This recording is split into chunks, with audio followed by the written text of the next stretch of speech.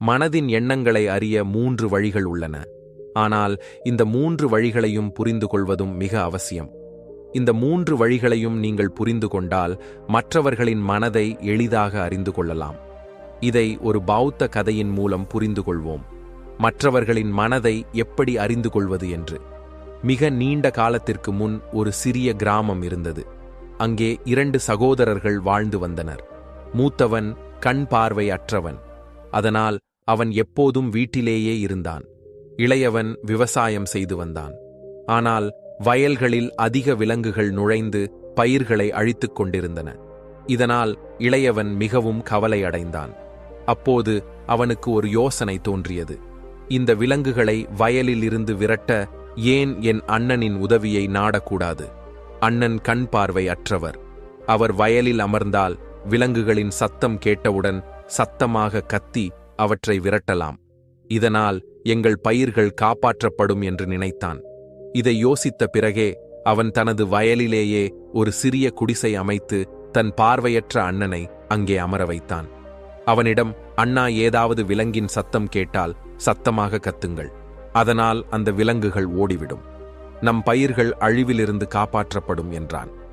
மூத்தவன் தன் தம்பியின் பேச்சை கேட்டு அன்றிலிருந்து வயலிலேயே தங்க ஆரம்பித்தான்.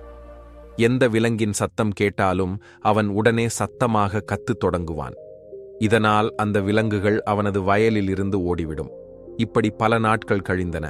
ஒரு நாள் அவனது வயலுக்குள் ஒரு மான் ஓடி வந்தது. அது வயலின் மதிலை தாண்டி ஓடிச் சென்றது. அந்த மானை துரத்தி ஒரு அரசனும் அதே வயலுக்கு வந்தான்.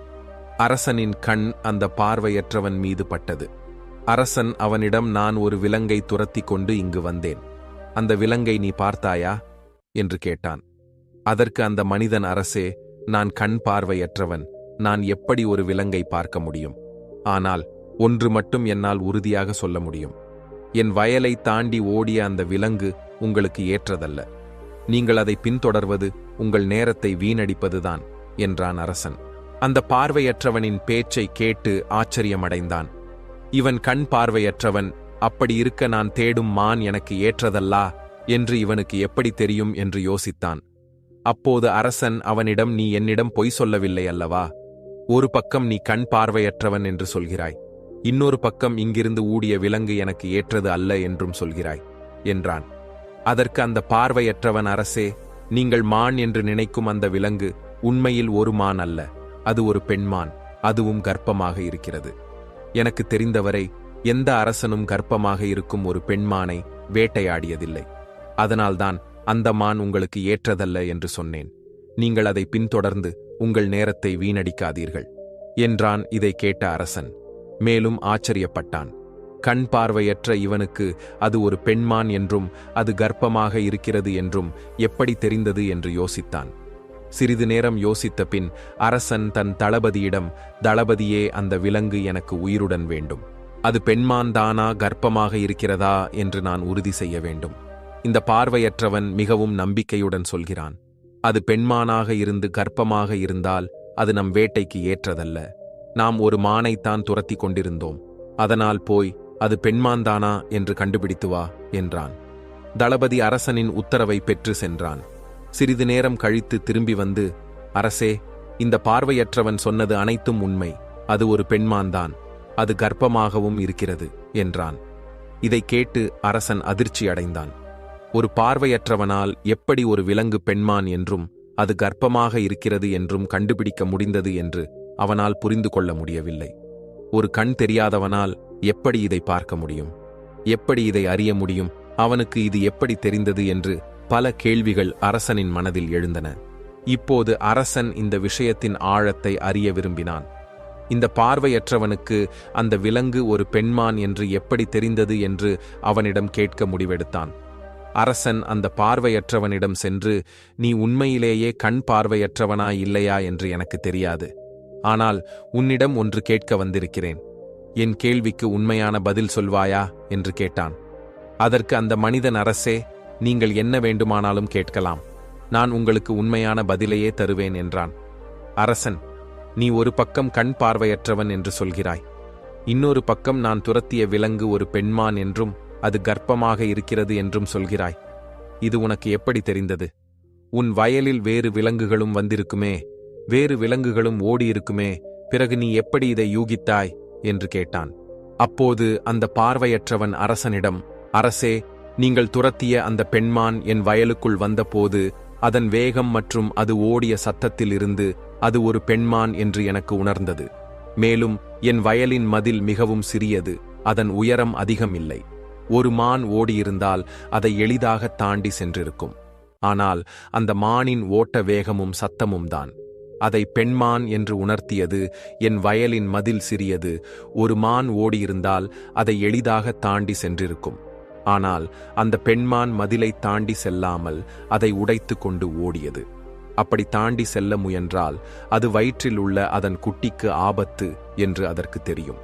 அதனால்தான் அது மதிலை தாண்டி செல்லாமல் அதை உடைத்து கொண்டு ஓடியது. இதை கொண்டுதான் அது கர்ப்பமாக இருக்கிறது என்று நான் அறிந்தேன். அதை கேட்ட அரசனின் மனதில் ஒரு கேள்வி எழுந்தது. அது ஒரு பெண்மான் என்று உனக்கு எப்படி தெரியும்? வேறு விலங்குகளும் இங்கு வந்திருக்கலாமே என்று கேட்டான். அதற்கு அந்த பார்வையற்றவன், அரசே, நான் நாள் முழுவதும் காலையிலும் மாலையிலும் இங்கேயே அமர்ந்திருக்கிறேன். என் கேட்கும் சக்தி மிகவும் கூர்மையானது. எந்த விலங்கு என் வயலுக்குள் வந்திருக்கிறது என்பதை என்னால் அறிய முடியும். அதை கொண்டுதான் நான் சத்தமாக கத்துகிறேன். அதனால் அவையின் வயலை விட்டு ஓடிவிடும், என் பயிர்களை அழிக்காது என்றான். அந்த பாரதியாற்றவனின் பதிலை கேட்டு அரசன் முழுமையாக திருப்தி அடைந்தான். அவன் மனதில் இவன் கண் பார்வை அற்றவனாக இருக்கலாம், ஆனால் இவன் மிகவும் அறிவாளியாக தெரிகிறான். இவனிடமிருந்து ஏதாவது வேலை வாங்க வேண்டும் என்று நினைத்தான். இந்த கருத்துடன் அரசன் தனது அரண்மனைக்கு திரும்பினான்.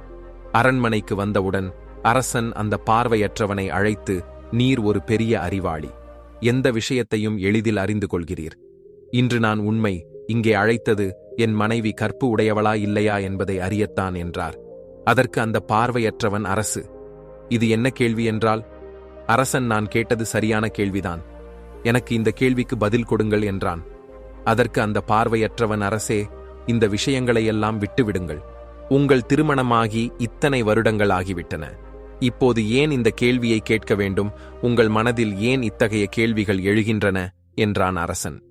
பிடிவாதமாக பாருங்கள், நீங்கள் இந்த கேள்விக்கு பதில் சொல்லியே ஆக வேண்டும். நீங்கள் எனக்கு பதில் சொல்லவில்லை என்றால் உங்களுக்கு மரண தண்டனை கொடுப்பேன் என்றான். அரசனின் வாயிலிருந்து இந்த வார்த்தைகளை கேட்டு அந்த பார்வையற்றவன், அரசே, இந்த கேள்விக்கு நீங்கள் பதில் விரும்பினால் அதற்கு நீங்கள் எனக்கு ஒரு வேலை செய்ய வேண்டும் என்றான். அரசன், சொல், நான் என்ன செய்ய வேண்டும் என்றான். அதற்கு அந்த மனிதன், இதற்காக உங்கள் மனைவியை என்னுடன் ஒரு அறையில் தனியாக விட வேண்டும் என்றான். அந்த பார்வையற்றவனின் வார்த்தைகளை கேட்டு அரசன் முதலில் கோபமடைந்தான். ஆனால் பிறகு யோசித்து அந்த மனிதனின் பேச்சை கேட்டு, தன் தளபதிக்கு, தளபதியே, இந்த மனிதரையும் என் மனைவியையும் சிறிது நேரம் ஒரு அறையில் தனியாக விடுங்கள் என்று உத்தரவிட்டார். தளபதியும் அவ்வாறே செய்தார். இப்போது அரசனின் மனைவியும் அந்த பார்வையற்றவனும் ஒரு அறையில் அடைபட்டிருந்தனர். அப்போது அந்த பார்வையற்றவன் அரசனின் மனைவியிடம், நான் உங்களை தொட வேண்டும் என்றான். இந்த வார்த்தையை கேட்டு ராணி மிகவும் கோபமடைந்தால் அவள் அந்த பார்வையற்றவனை பிடித்து அடிக்க ஆரம்பித்தார். சில சமயங்களில் கைகளாலும், சில சமயங்களில் கால்களாலும், சில சமயங்களில் கீழே தள்ளியும் அவனை நன்றாக தாக்கினார். அதன் பிறகு அந்த பார்வையற்றவன் எப்படியோ தன் உயிரை காப்பாற்றிக் கொண்டு அங்கிருந்து தப்பி ஓடி வந்து அரசனிடம் சென்றான். அவன் அரசனிடம், அரசே, உங்கள் மனைவி கற்பு உடையவள் இல்லை என்றார். இதை கேட்டு அரசன் மிகவும் கோபமடைந்தான். அவன் தன் வாளை எடுத்து நேராக தன் மனைவியிடம் சென்று கோபமாக, ராணி, இன்று நான் உங்களிடம் கேட்கும் கேள்விக்கு உண்மையை மட்டும் சொல்லுங்கள். ஒரு வார்த்தை கூட நீங்கள் பொய் சொன்னால் நான் உங்கள் தலையை இப்போதே துண்டாக்கி விடுவேன் என்றான்.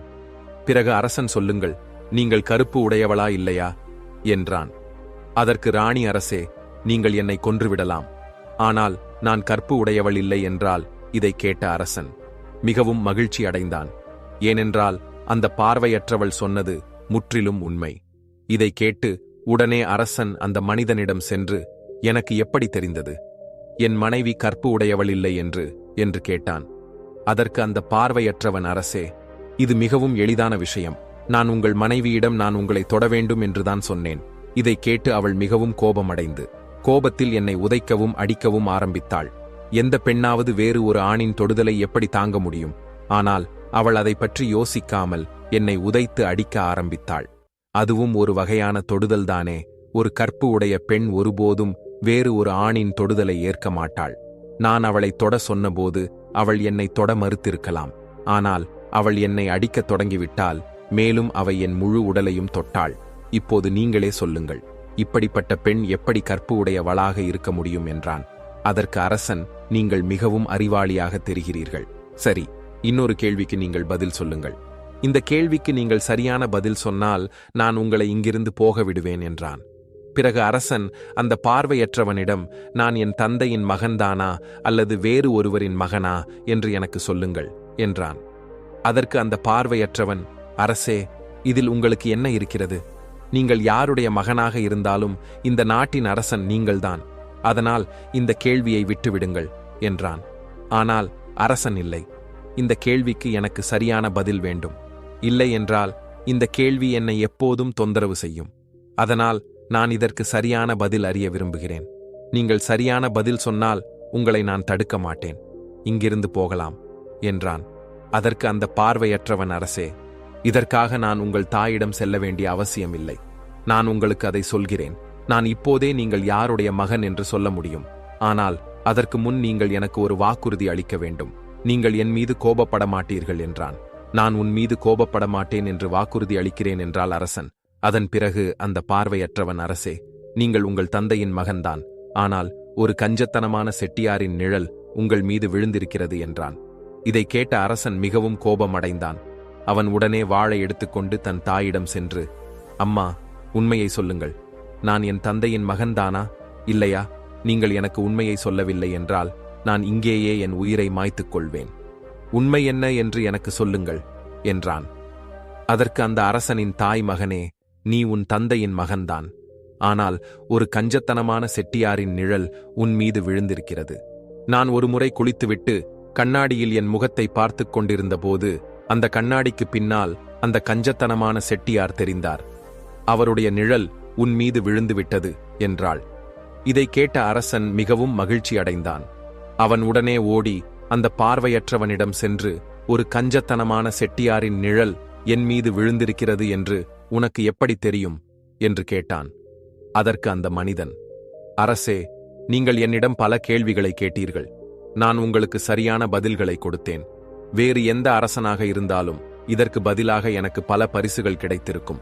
ஆனால் நீங்கள் இதுவரை எனக்கு ஒரு பைசா கூட கொடுக்கவில்லை. இதை கொண்டுதான் நீங்கள் மிகவும் கஞ்சத்தனமானவர் என்று நான் யூகித்துக் கொண்டேன் என்றான். இதை கேட்டு அரசன் சத்தமாக சிரிக்க ஆரம்பித்தான். நீங்கள் கேட்பது எதுவாக இருந்தாலும் நான் உங்களுக்கு கண்டிப்பாக கொடுப்பேன். ஆனால் எது சரி எது தவறு என்று உங்களுக்கு எப்படி தெரியும்?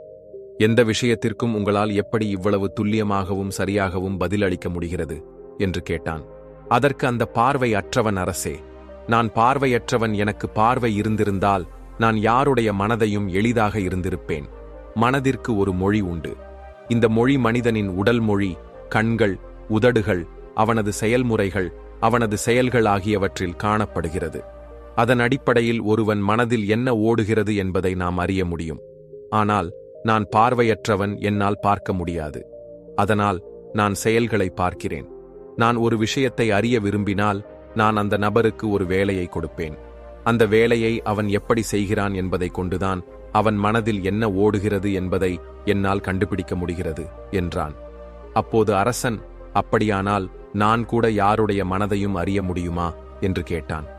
அரசே, நீங்கள் கூட எந்த ஒரு மனிதனுடைய மனதையும் அறிய முடியும். ஆனால் அதற்கு முன் நீங்கள் உங்கள் மீது வேலை செய்ய வேண்டும். அது உங்கள் மனதை அமைதிப்படுத்துவது, உங்கள் மனதை நிகழ்காலத்திற்கு கொண்டு வர வேண்டும். அதற்கு நான் இன்று உங்களுக்கு 3 வழிகளை கூறப்போகிறேன். இந்த 3 வழிகளும் மிகவும் எளிதானவை. ஆனால் அரசே, அதற்கு முன் நீங்கள் ஒரு வேலையை செய்ய வேண்டும். உங்கள் மனதை ஒருமுகப்படுத்த வேண்டும். நாம் நம் மனதை ஒரு முகப்படுத்தி அதை நிகழ்காலத்திற்கு கொண்டு வரும்போது நான் மற்றவர்களின் மனதை அறிய முடியும். ஏனென்றால் அந்த மனிதன் இன்னும் தன் மனதில் நிகழ்காலத்தில்தான் யோசித்துக் கொண்டிருக்கிறான். நாமும் நம் மனதை நிகழ்காலத்திற்கு கொண்டு வர வேண்டும். அப்போதுதான் நாம் அவனது மனதை அறிய முடியும். நாம் கடந்த காலத்தில் நடந்த சம்பவங்களை பற்றி யோசித்துக் கொண்டிருந்தால் அந்த மனிதன் நிகழ்காலத்தில் என்ன யோசிக்கிறான், என்ன பேசுகிறான் என்பதை நம்மால் அறிய முடியாது. ஏன் என்றால் நாம் கடந்த கால சம்பவங்களில் மூழ்கியிருப்போம். அதனால் யாருடைய மனதையும் அறிய முதலில் நாம் நம் மனதை ஒருமுகப்படுத்த வேண்டும். அதை நிகழ்காலத்திற்கு கொண்டு வர வேண்டும் என்றான். பிறகு அந்த மனிதன் அரசனிடம், அரசே, நான் உங்களுக்கு சொல்லப்போகும் 3 வழிகளைக் கொண்டு நீங்கள் யாருடைய மனதையும் எளிதாக அறிய முடியும் என்றான். அதன் பிறகு அந்த பார்வையற்றவன் அரசனிடம், அரசே, முதல் வழி கண்களை கவனிப்பது. ஒருவரிடம் பேசும்போது அவரது கண்களை பார்ப்பது, அவரது கண்களை கவனிப்பது மிகவும் அவசியம். ஏனென்றால் கண்கள் பேசாதவை, ஆனால் அவை பலவற்றை சொல்லிவிடும். நாம் ஒருவரின் கண் செய்கைகளை புரிந்து கொள்ள கற்றுக்கொண்டால் அந்த நபரின் மனதில் என்ன ஓடுகிறது, அவர் என்ன யோசிக்கிறார், அடுத்து என்ன செய்யப் போகிறார் என்பதை நம்மால் அறிய முடியும். எனக்கு கண்கள் இல்லை, ஆனால் நான் இந்த கலையை என் குருவிடமிருந்து கற்றுக்கொண்டேன். ஏனென்றால் பல வருடங்களுக்கு முன் எனக்கு கண்கள் இருந்தன. அப்போது நான் மக்களின் மனதை அவர்களின் கண்களை கொண்டு மட்டுமே அறிந்து கொண்டேன். அதனால் நீங்களும் மற்றவர்களின் மனதை அறிய விரும்பினால் அவர்களின் கண்களை கவனிக்க வேண்டும்.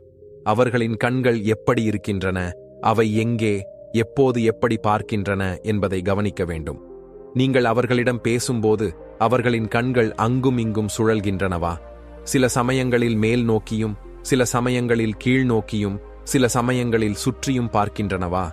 அல்லது அவர்களின் கண்கள் மகிழ்ச்சியாக தெரிகின்றனவா அல்லது சோகமாக தெரிகின்றனவா என்பதை கவனிக்க வேண்டும். ஒரு திருடன் கண்கள் எப்படி இருக்கும்? நாம் அவனது கண்களை பார்க்கும்போது அந்த மனிதன் தவறு செய்திருக்கிறான் என்று நமக்கு தெரியும். அதைப்போல் நாம் ஒரு தந்திரமான மனிதனின் கண்களை பார்க்கும்போது அவனது கண்களில் ஒரு மொழி இருப்பதை காண்போம். நீங்கள் உங்களுக்கு முன்னால் இருக்கும் மனிதன் பொய் சொல்கிறானா அல்லது உண்மை சொல்கிறானா என்பதை அறிய அவனது கண்களை கவனிப்பது மிகவும் அவசியம். நீங்கள் அவரிடம் பேசும்போது அந்த நபர் தன் கண்களை அங்கும் இங்கும் மேலும் கீழும் இடது வலது புறமாக சுழற்றினாள். அந்த பார்வையற்றவன் தொடர்ந்தான். வலது இடது என பார்த்தால் அவர் அந்த பேச்சிலிருந்து விடுபட ஒரு வழியை தேடுகிறார் என்று பொருள். அவர் ஒரு பொய்யை உருவாக்கிக் கொண்டிருக்கிறார். ஒரு நபர் உங்களிடம் பொய் சொல்ல முயற்சித்தால் அவர் ஒருபோதும் உங்களை நேருக்கு நேராக பார்க்க மாட்டார். அவர் எங்கும் அங்கும் மேலும் கீழும் பார்ப்பார். ஆனால் உங்களை நேருக்கு நேராக பார்க்க மாட்டார். ஏனென்றால் நீங்கள் அவரது கண்களை பார்த்தால் அவரது பொய் வெளிப்பட்டுவிடும் என்று அவர் பயப்படுகிறார். இதுபோல இன்னும் பல மொழிகள் உள்ளன. ஒருவரின் கண்களை பார்ப்பதன் மூலம் அவரது உணர்வுகளை நம்மால் புரிந்து கொள்ள முடியும். அதேபோல் ஒருவரின் முக பாவனைகளைக் கொண்டும் நாம் மனதின் எண்ணங்களை எளிதாக புரிந்து கொள்ள முடியும். இதுவும் புரிந்து கொள்ள மிகவும் அவசியம். சில சமயங்களில் ஒரு நபர் தன் முகம், கண்கள், உதடுனா ஆகியவற்றைக் கொண்டு வித்தியாசமான உணர்வுகளை வெளிப்படுத்துவார். நீங்கள் ஒருவரின் முகத்தை உன்னிப்பாக கவனித்தால் அவர் ஏமாற்றத்தில் இருக்கிறாரா, மிகவும் சோகமாக இருக்கிறாரா அல்லது மிகவும் மகிழ்ச்சியாக இருக்கிறாரா, அல்லது அவருக்கு ஏதேனும் பெரிய துக்கம் இருக்கிறதா என்பதை எளிதாக புரிந்து கொள்ள முடியும். அவர் உள்ளுக்குள் என்ன உணர்கிறார் என்பதை அவரது முக பாவனைகளைக் கொண்டு நாம் கண்டறியலாம். அந்த நபர் வாயால் எதையும் பேசினாலும் பேசாவிட்டாலும் அவரது முகத்தில் இருந்து நீங்கள் அனைத்தையும் அறிந்து கொள்ள முடியும். 3வது வழி, கைகளின் சைகைகளும் உடல் மொழியும். மனதின் எண்ணங்களை புரிந்து கொள்ள கைகளின் செய்கைகளையும் உடல் மொழியையும் புரிந்து கொள்வது மிகவும் அவசியம். ஒரு நபர் பேசும்போது அவரது கைகளை அசைத்து சைகைகள் செய்வதை நீங்கள் பார்த்திருப்பீர்கள். அவர் பேசுவதற்கு ஏற்ப தனது உடல் மொழியையும் முழுமையாக பயன்படுத்துவார். இதன் மூலம் அந்த நபர் நமது பேச்சில் எவ்வளவு கவனம் செலுத்துகிறார், அவரது மனதில் என்ன ஓடுகிறது என்பதை நம்மால் அறிந்து கொள்ள முடியும்.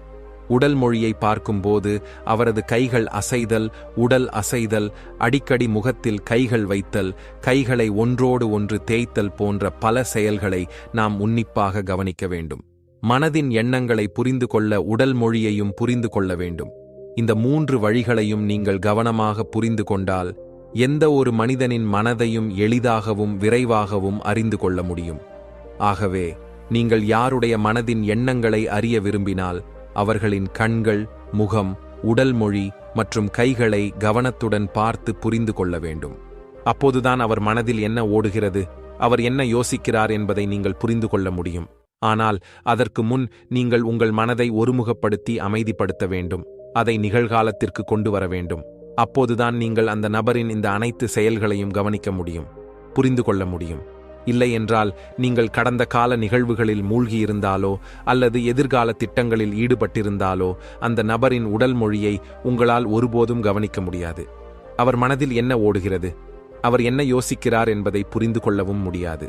நீங்கள் பல பெரிய துறவிகளையும் ஞானிகளையும் பார்த்திருப்பீர்கள். அவர்கள் மிகவும் அமைதியாக உங்களை பார்த்து, உங்கள் மனதில் என்ன ஓடுகிறது, நீங்கள் எதற்காக அவர்களிடம் வந்திருக்கிறீர்கள் என்று சொல்லிவிடுவார்கள். இதற்கு முக்கிய காரணம், அவர்கள் உங்களை படிக்க முடியும், உங்களை புரிந்து கொள்ள முடியும், உங்கள் மனதின் எண்ணங்களை அறிய முடியும். ஏனென்றால் அவர்களின் மனம் ஒருமுகப்பட்டுள்ளது, அமைதியாக இருக்கிறது. அதனால்தான் அவர்களால் உங்கள் மனதின் எண்ணங்களை எளிதாக புரிந்து கொள்ள முடிகிறது. இந்த கதையை முழுவதுமாக கேட்டிருந்தால் உங்களிடம் ஒரு சிறிய வேண்டுகோள். தயவு செய்து இந்த சேனலுக்கு குழி சேருங்கள். அப்போதுதான் நான் உங்களுக்காக இது போன்ற இன்னும் பல ஞானம் நிறைந்த கதைகளை கொண்டு வர முடியும். நமோ புத்தாய. அடுத்த காணொளியில் ஒரு புதிய கதையுடன் சந்திப்போம்.